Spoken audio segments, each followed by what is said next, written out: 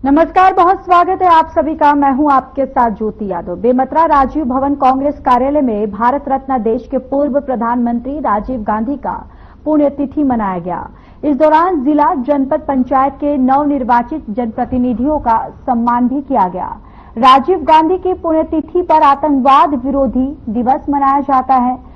आपको बताते चले कि कार्यालय में कांग्रेस कार्यकर्ताओं को आतंकवाद और हिंसा से उत्पन्न गंभीर खतरों और व्यक्तियों, समाज और राष्ट्र पर इनके प्रभाव के बारे में सभी क्षेत्रों के लोगों के बीच जागरूकता बढ़ाने के लिए आतंकवाद विरोधी दिवस पर आतंकवाद विरोधी शपथ जिलाध्यक्ष आशीष छाबड़ा के द्वारा दिलाया गया।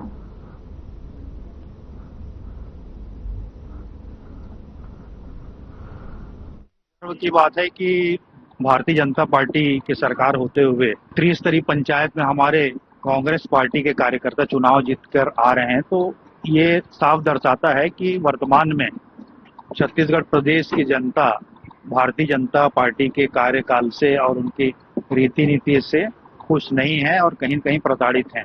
इसीलिए कांग्रेस के साथ हैं और आम जनों ने भी कांग्रेस को सहयोग किया और साथ दिया। भारत देश के पूर्व प्रधानमंत्री भारत रत्न स्वर्गीय श्री राजीव जी का शहादत दिवस का कार्यक्रम है। आतंकवादी विरोधी दिवस के रूप में कांग्रेस जन इसको मना रहे हैं और साथ ही साथ चूंकि त्रिस्तरीय पंचायती राज की परिकल्पना स्वर्गीय राजीव गांधी जी ने की थी, उनकी देन थी, तो आज जिला कांग्रेस कमेटी के माध्यम से जो त्रिस्तरीय हमारे पंचायती राज के जनप्रतिनिधि हैं जो चुन के आए हैं जनपद सदस्य, जिला पंचायत सदस्य, उनका एक छोटा सा सम्मान का भी कार्यक्रम यहाँ राजीव भवन बेमेतरा में रखा गया था, जिसमें आदरणीय हमारे गुरदयाल भाई पूर्व संसदीय सचिव उपस्थित थे और पूरे जिले के सभी पदाधिकारी यहाँ उपस्थित रहे। निवेदन है कि आप आकर के सम्मान प्राप्त करेंगे। डोंगरगढ़ रेलवे स्टेशन को अमृत भारत स्टेशन योजना के तहत हाईटेक स्टेशन बनाया गया। आपको बताते चले कि डोंगरगढ़ पर्यटन स्थल है जहां देश विदेश से माता के दर्शन को लोग भारी संख्या में आते हैं और इसी रेलवे स्टेशन का प्रधानमंत्री नरेंद्र मोदी ने वर्चुअली लोकार्पण किया है। देखिए हमारी ये पूरी रिपोर्ट।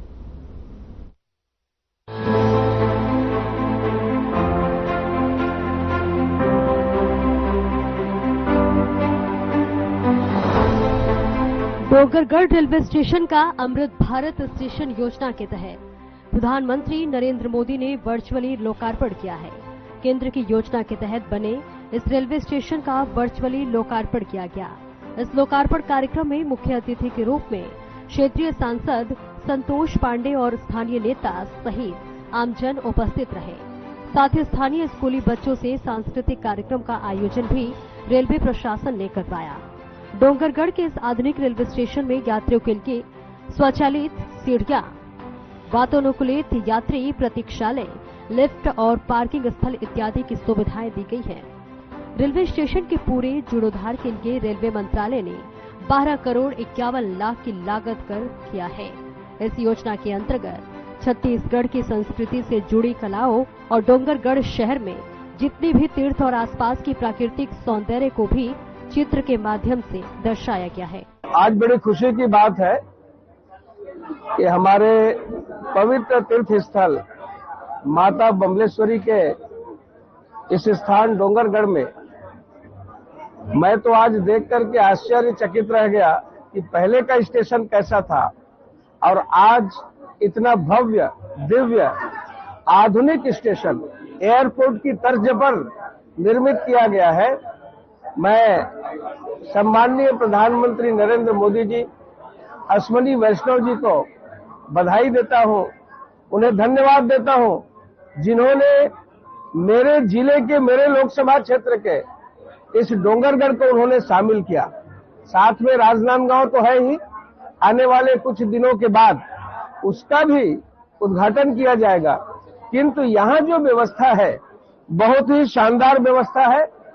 अत्याधुनिक यहाँ कोच के साथ साथ पार्किंग के साथ साथ चौड़ी सड़कें, टिकट काटने की जो व्यवस्था है, प्रतीक्षालय की जो व्यवस्था है और लिफ्ट की व्यवस्था, सब प्रकार से अत्याधुनिक व्यवस्थाओं से सुसज्जित एक प्लेटफार्म बढ़ा भी है। बहुत सारी चीजें बोलने के लिए है। यहाँ मैं ये कहूंगा कि हमारे परमाल कसा से नया रायपुर होते हुए खरसिया तक भी जो निर्माण होने वाला है स्वीकृत हो चुका है।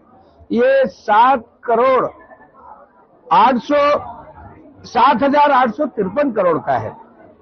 ये हम सब के लिए उपलब्धि वाली बात है। इसमें एस्केलेटर भी है, रैंप भी है, लिफ्ट भी है और बहुत ही शानदार काउंटर है। दिव्यांगजनों और बुजुर्गों के लिए भी अच्छी सुविधा है। ये सर्वा सुविधाजनक हमारा ये स्टेशन है। जैसे शारदीय नवरात्रि, चैत्र नवरात्रि में भीड़ तो होती ही है, अन्य दिनों में भी यहाँ माता के दर्शन के लिए दर्शनार्थी आते हैं और वे महसूस करेंगे कि हमारा डोंगरगढ़ जो है वो सर्व सुविधा युक्त रेलवे स्टेशन है। महोदय, ट्रेन, लोकल ट्रेन लंबे समय से बंद है। स्थानीयों की मांग है कि लोकल ट्रेन शुरू की जाए। अत्याधुनिक स्टेशन में अगर ट्रेनें ही नहीं होगी तो स्टेशन का क्या मतलब है? उसका भी महत्व है, उसको हम लोग करने वाले हैं। सर, एटीएम का मांग किया गया था यात्रियों के द्वारा, पर उसका मांग अभी तक पूरा नहीं हुआ। मेरे तक तो आया नहीं, आप बता रहे हैं, इसको आगे हम बातचीत करेंगे। कटघोरा रेल लाइन के लिए बातचीत चल रही है, अच्छा संदेश मिलेगा। सर, डोंगरगढ़ का सिस्टम कैसे हालत में है और इसकी दैनिक स्थिति में अभी रेलवे स्टेशन के लिए है, उसकी भी चिंता करेंगे। नहीं, देखिए, मैं सबसे पहले तो माँ बमलेश्वरी की धरा पे हम जो खड़े हैं और हमारे शहर का उद्धार हो रहा है, हमारे स्टेशन का आधुनिकीकरण हो रहा है, अच्छी बात है और आगे होना भी चाहिए, आगे युद्ध स्तर से होना चाहिए। लेकिन इसमें कहीं प्रशासन ये भूल जा रहा है कि जो गरीब मजदूर और छोटे गरीब परिवारों से चलने वाले छात्र छात्राएं, इनके लिए जो सुविधा है, जो लोकल की सुविधा है, जो कॉमन सुविधा जिसको बोलते हैं, वो उस चीज को हम भूल जा रहे हैं। अब विगत में आपको अवगत कराना चाहूंगा कि कोरोना काल के बाद से हमारे यहाँ जो 8:30 वाली लोकल आती थी, जिसका गाड़ी नंबर है 68,724, जो गोंदिया से रायपुर चलती है, उसका वो बंद है, संचालन बंद किया गया है और उसे नवरात्रि में केवल 9 दिन के लिए अपने फायदे के लिए चला दिया जाता है, भीड़ छाटने के लिए। तो हमारा अनुरोध यही है, सांसद महोदय से हमने पहले भी 2024 में उनको ज्ञापन दिया था, इस विषय में अवगत कराया था। उन्होंने आश्वासन भी दिया था कि यह आगे हो जाएगा, लेकिन अभी 2 साल होने को आ गया, वो चालू नहीं हुई गाड़ी। तो हमारा सिर्फ अनुरोध यही है कि गाड़ी जो है, लोकल गाड़ी जो है, आप अभी देख लीजिए, सुबह 7 बजे जेडी जाने के बाद में सिर्फ 10:30 बजे इंटरसिटी है, उसके बाद 11 बजे तक कोई गाड़ी नहीं है, सिवाय एक लोकल के। तो 5-6 घंटे का गैप देखिए।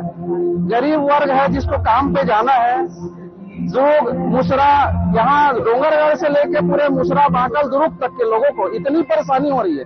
इवन गरीब मजदूरों को नहीं, कई कामगार हैं और छात्र छात्राओं को भी, कॉलेज जाने वाले छात्र छात्राओं को भी बहुत प्रॉब्लम हो रही है इससे। तो हमारा सिर्फ निवेदन यही है और मैं पूरा निवेदन करना चाहूंगा सांसद महोदय से, इस बात को थोड़ा सा प्राथमिकता दें। वहीं स्थानीय लोगों की माने तो ये विकास अभी भी अधूरा है, क्योंकि देश के प्रधानमंत्री ने रेलवे स्टेशन को तो बहुत अच्छा बनाया है, लेकिन यहाँ ट्रेनों के स्टॉपेज और लोकल ट्रेनों के संचालन में कमी होने से उनमें खुशी नजर नहीं आ रही है। इसको लेकर मां बमलेश्वरी ट्रस्ट समिति और डोंगरगढ़ विकास मंच के लोगों ने सांसद संतोष पांडे को उद्घाटन कार्यक्रम के बीच पहुंचकर लोकल ट्रेनों और एक्सप्रेस को डोंगरगढ़ स्टेशन से चालू करने के लिए ज्ञापन भी दिया है। जैसा कि आज अमृत स्टेशन के जो विकास के संबंध में रेलवे का उद्घाटन समारोह था, उसी परिप्रेक्ष्य में माननीय सांसद महोदय जी डोंगरगढ़ रेलवे स्टेशन पधारे थे। तो हमने डोंगरगढ़ में जो लाखों दर्शनार्थी यहाँ दर्शन को आते हैं, उन्हीं को देखते हुए डोंगरगढ़ का जो ये विशाल और बहुत भव्य स्टेशन तैयार हुआ है, किंतु हमारी बहुत सी पुरानी ट्रेनें बंद है और साथ ही करीब 4-5 ट्रेनों का हमने स्टॉपेज का यहाँ पर दिया है उनको ज्ञापन, जिससे कि आने वाले समय में जो मंदिर का जो हमारा टारगेट है, जैसे अभी 60 से 70 लाख लोग साल भर में आ रहे हैं, हमारा टारगेट है कि करीब 1.5 करोड़ लोग इस माता बमलेश्वरी के दर्शन के लिए यहाँ पधारे। इसी परिप्रेक्ष्य में मंदिर ट्रस्ट भी भक्त निवास फूड पार्क आदि ऐसी चीजें विकसित कर रहा है कि जो दर्शनार्थी आए तो उनको ये सब सेवा का लाभ मिल सके। और इसमें रेलवे एक बहुत महत्वपूर्ण भूमिका निभाता है, और जब तक ट्रेनें यहाँ नहीं रुकेंगी ऐसे भव्य स्टेशन का कोई लाभ जनता को नहीं मिल पाएगा। इसी को देखते हुए हमने माननीय सांसद महोदय को ये आग्रह किया है कि यहाँ पर ट्रेनों का अतिरिक्त स्टॉपेज और जो बंद ट्रेनें हैं उनको यहाँ चालू किया जाए, जिससे कि ज्यादा से ज्यादा दर्शनार्थियों को लाभ प्राप्त हो सके। अमृत भारत योजना के अंतर्गत डोंगरगढ़ रेलवे स्टेशन का विस्तार विकास हुआ है, किंतु यहाँ ट्रेनों की अत्यंत कमी है। लोकल ट्रेन रेलवे डोंगरगढ़ के लोगों को हमेशा से छल रहा है।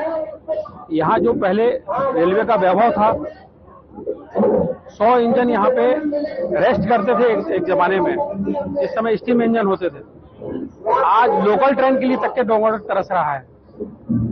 हमने सांसद महोदय को लोकल ट्रेनों के लिए, एक्सप्रेस ट्रेनों के स्टॉपेज के लिए तथा जो ट्रेनें 2-3 दिन तक रैक दुर्ग में, बिलासपुर में खड़े रहता है, उसको डोंगरगढ़ तक ट्रेनों को आगे बढ़ाने के लिए ज्ञापन दिया है। यदि इस पे कार्रवाई नहीं हुई तो डोंगरगढ़ के नागरिक रेल रोको आंदोलन करेंगे। रेल प्रशासन का ये प्रयास बाहर से आने जाने वाले यात्रियों को संबंधित स्टेशन के आसपास की प्राकृतिक सौंदर्यता, दार्शनिक स्थल को दिखाना और यात्रियों को अच्छी से अच्छी सुविधाएं उपलब्ध कराना है। Bureau report.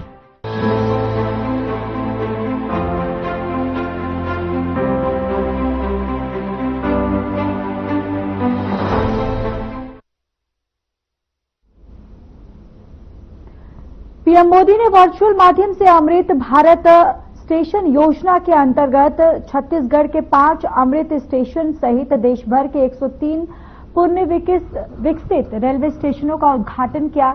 इन स्टेशनों का उन्नयन यात्रियों को विश्व स्तरीय सुविधा उपलब्ध कराने का उद्देश्य से किया गया। इस महत्वपूर्ण अवसर पर छत्तीसगढ़ के CM Vishnudev Sai Ambikapur railway station में आयोजित उद्घाटन कार्यक्रम में शामिल हुए। छत्तीसगढ़ के जिन अमृत स्टेशनों का उद्घाटन हुआ उनमें बिलासपुर मंडल का अंबिकापुर स्टेशन, रायपुर मंडल का उरकुरा भिलाई और भानु प्रतापपुर स्टेशन और नागपुर मंडल का डोंगरगढ़ स्टेशन शामिल है। इस मौके पर सीएम विष्णुदेव साय ने कहा कि आदिवासी बहुल सरगुजा जिले का मुख्यालय अंबिकापुर सहित छत्तीसगढ़ के 5 रेलवे स्टेशन अब रेलवे मानचित्र में है, प्रमुख स्टेशन के रूप में शामिल हो गए हैं। उन्होंने छत्तीसगढ़ में अमृत स्टेशनों की सौगात के लिए पीएम मोदी का आभार जताया है।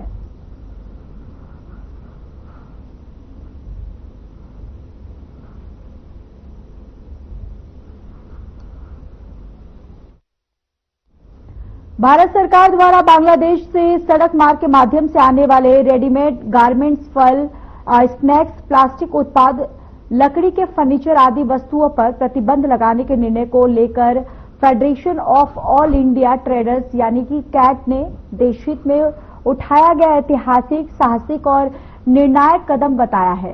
कैट छत्तीसगढ़ के प्रदेश उपाध्यक्ष प्रकाश सांखला ने कहा कि भारत कोई डंपिंग ग्राउंड नहीं है। बांग्लादेश से सस्ते, घटिया और भारी मात्रा में आयात हो रहे उत्पादों से हमारे व्यापार, स्थानीय उत्पादन और रोजगार को गहरा नुकसान हो रहा है। ये प्रतिबंध स्वदेशी व्यापार को ताकत देगा और वर्षों से पीड़ित व्यापारियों को न्याय दिलाएगा। इसके साथ ही दुर्ग जिले के प्रमुख व्यापारी संगठन दुर्ग गारमेंट एसोसिएशन, भिलाई किराना व्यापारी संघ, स्टेशनरी और होलसेल व्यापारी मंच और संघ और दुर्ग प्लास्टिक उत्पाद संघ भी इस निर्णय को व्यापारी आत्मनिर्भरता का शंखनाद बताया है और पीएम मोदी और वाणिज्य मंत्रालय को धन्यवाद ज्ञापित किया है।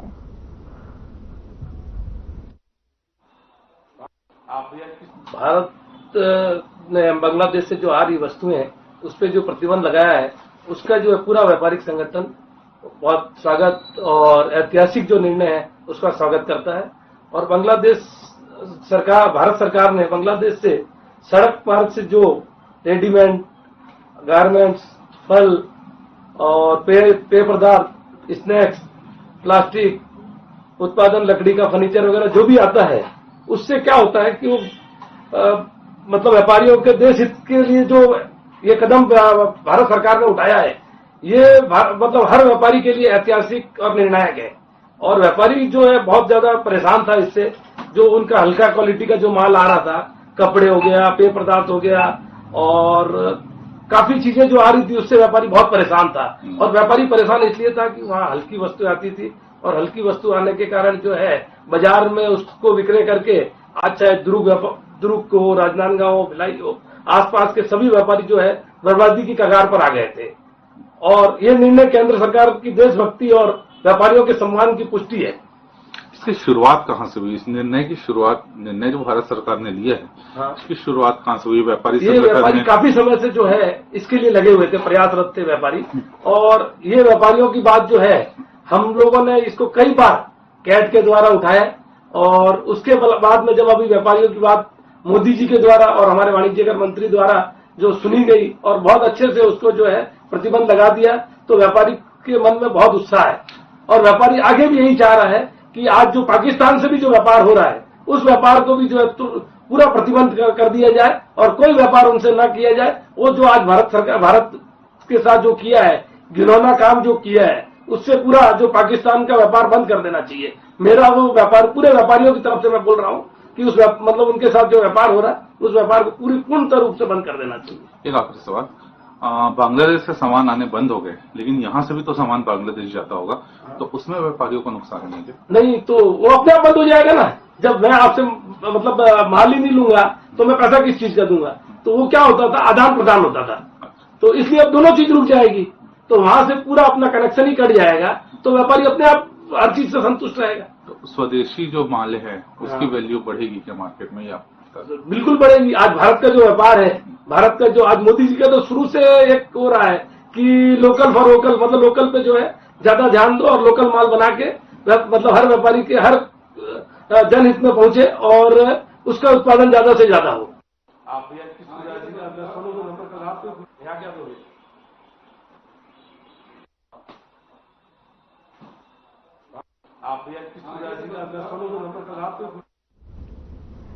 24 केंद्र में प्री बीएड और प्री डीएड की परीक्षा आयोजित की गई है, जिसमें 14,280 विद्यार्थियों की जनसंख्या थी।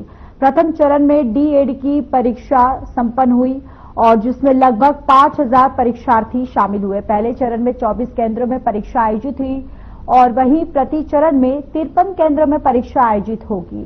परीक्षा देने जो विद्यार्थी पहुंचे थे उनकी जांच करने के बाद ही उन्हें परीक्षा हॉल में जाने दिया जाएगा। परीक्षा हॉल के पहुंचने पर परीक्षार्थियों का आधार कार्ड देखने के बाद ही उन्हें परीक्षा प्रवेश हॉल में जाने की अनुमति दी गई।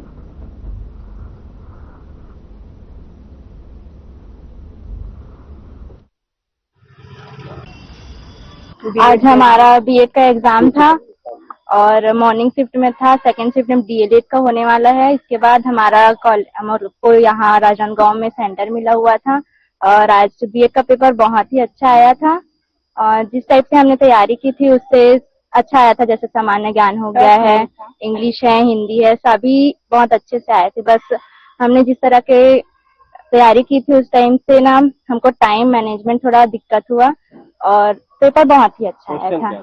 मैं डीएड का एग्जाम दिलाई हूँ, अभी सुबह का शिफ्ट था और क्वेश्चन टफ नहीं था, ठीक था, लेकिन टाइम मैनेज नहीं हो पाया और मेरा प्रैक्टिस तो ठीक ठाक ही था और शिक्षक बनने के लिए मैं तैयारी कर रही थी और अभी सेकंड हाफ डीएड का है तो नहीं, वैसे तो नहीं था, कुछ कुछ क्वेश्चन था जो सोचने में टाइम लग गया और रीजनिंग में टाइम मैनेज नहीं हो पाया। आज यहाँ पर बीएड की एग्जाम हुई प्रथम पाली में, जिसमें 24 सेंटर थे। उसमें प्रथम पाली में 5,895 विद्यार्थी जो थे यहाँ उपस्थित थे और 24 केंद्रों में हुई और परीक्षा शांतिपूर्ण ढंग से हुई। किसी प्रकार से कोई यहाँ पर ऐसी कोई बात नहीं हुई, लेकिन फिर भी ये जरूर होता है कि बच्चों को जो मूल पहचान पत्र लेके आना होता है वो मूल पहचान पत्र लेकर अभी भी नहीं आते।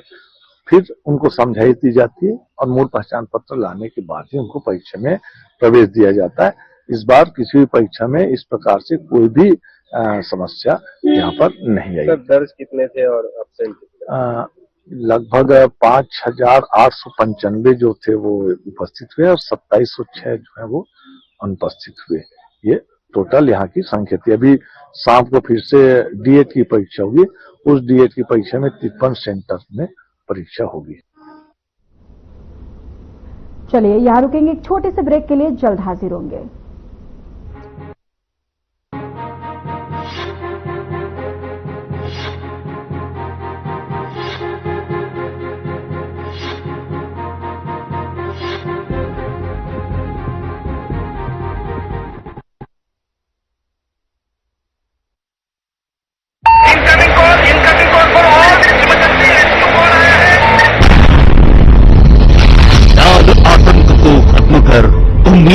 विश्वास का नया अलख जगा रहा है। बस्तर अब विकास की रोशनी में जगमगा रहा है। बस्तर जिसकी जमीन को कभी खून से सींचा गया, आज वहां विकास और खुशहाली की नई फसल तैयार हो रही है और जिसका श्रेय देश के प्रधानमंत्री श्री नरेंद्र मोदी, केंद्रीय गृह मंत्री श्री अमित शाह तथा छत्तीसगढ़ के यशस्वी मुख्यमंत्री श्री विष्णुदेव साय के सुशासन और सफल क्रियान्वयन को जाता है। मार्च 2026 तक देश से इस नक्सलवाद को समाप्त करना है और जिस मजबूती के साथ लड़ाई लड़ रहे हैं, मुझे पूरा विश्वास है बस्तर का जो एक हिस्सा जो नक्सल प्रभावित है, आने वाले मार्च 2026 तक नक्सलवाद वहां से भी समाप्त होगा, वहां पर शांति व्यवस्था होगी। इसके अलावा नियत नीला नार जैसे अभियान में बस्तर में विकास और सुशासन की एक नई गाथा लिखी है, जिसके अंतर्गत लोगों के आधार, आयुष्मान, राशन कार्ड और किसान क्रेडिट कार्ड बनाए जा रहे हैं। 15,000 प्रधानमंत्री आवास मंजूर किए गए हैं। ये आज का बस्तर है, ये विष्णु के विश्वास और विकास से समर्था बस्तर है।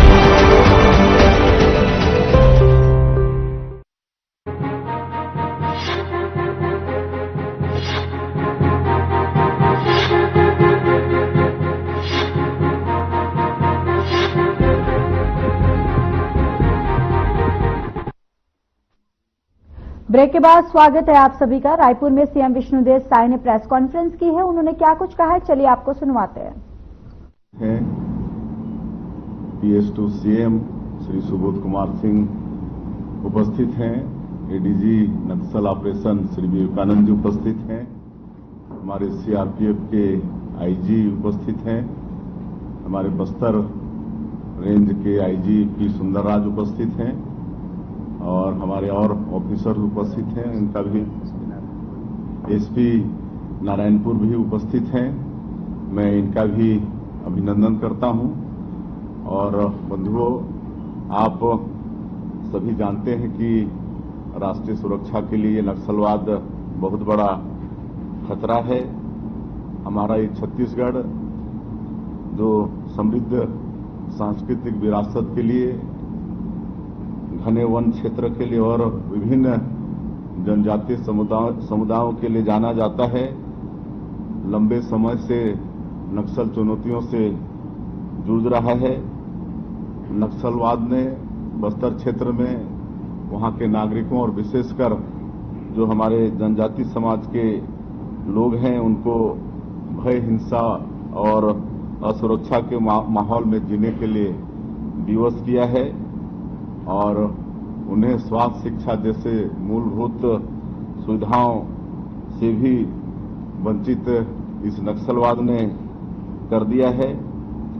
हम लोग हमारे देश के यशस्वी प्रधानमंत्री श्री नरेंद्र मोदी जी और हमारे देश के यशस्वी गृह मंत्री श्री अमित शाह जी के मार्गदर्शन में करीब 1.5 साल में जब से सरकार में आए हैं, तब से बस्तर क्षेत्र में माओवाद को समाप्त करने के लिए लगे हुए हैं और हमारे केंद्रीय और छत्तीसगढ़ पुलिस के जवानों के बदौलत असाधारण सफलता भी हासिल हो रही है और लगातार ऑपरेशन हो रहे हैं, आप सब लोगों को मालूम है, और उसमें हम लोगों को सफलता भी मिल रही है। इसी तरह से कल हमें एक बड़ी सफलता मिली है। हमारे सुरक्षा बल के जवानों ने नारायणपुर के अबुझमाड़ इलाके में गोलीबारी में 27 कुख्यात नक्सली न्यूट्रलाइज किए हैं। इसमें 2 हमारे जवान भी शहीद हुए हैं, उनको नमन करते हैं। नक्सल आंदोलन की रीढ़ कहा जाने वाला माओवादी का महासचिव और पोलित ब्यूरो का सदस्य बसवा राजू उर्फ गगन्ना इस कार्यवाही में ढेर किया गया है। इसकी गिनती माओवादियों में नंबर 1 के रूप में होती थी। ये बसवा राजू उर्फ गगन्ना 3.25 करोड़ रुपए का इनामी था। इसमें छत्तीसगढ़ सरकार द्वारा 1 करोड़, गृह मंत्रालय भारत सरकार द्वारा 1 करोड़, NIA द्वारा 50 लाख, आंध्र प्रदेश सरकार द्वारा 25 लाख और उड़ीसा सरकार द्वारा 25 लाख का इनाम घोषित था। 3 दशकों में पहली बार हुआ कि जनरल सेक्रेटरी रैंक का कोई माओवादी न्यूट्रलाइज किया गया है। यह बहुत बड़ी सफलता है और इससे निश्चित रूप से नक्सलवाद को एक बड़ा झटका लगा है, नक्सलवाद का कमर टूटा है और इसके लिए मैं अपने सुरक्षा बल के जवानों का शौर्य और साहस को प्रणाम करता हूं। उन पर हमको गर्व है। कई महीनों से हमारे जवानों को इनपुट मिल रहे थे कि छत्तीसगढ़ और तेलंगाना की सीमा जो कर्रे गुटालू का पहाड़ी है उसमें नक्सलियों का जमावड़ा है और उसमें भी हमारे जवानों ने लंबे समय तक शौर्य का परिचय देकर वहां भी भारी। चलिए इस बुलेटिन में इतना ही। नमस्कार।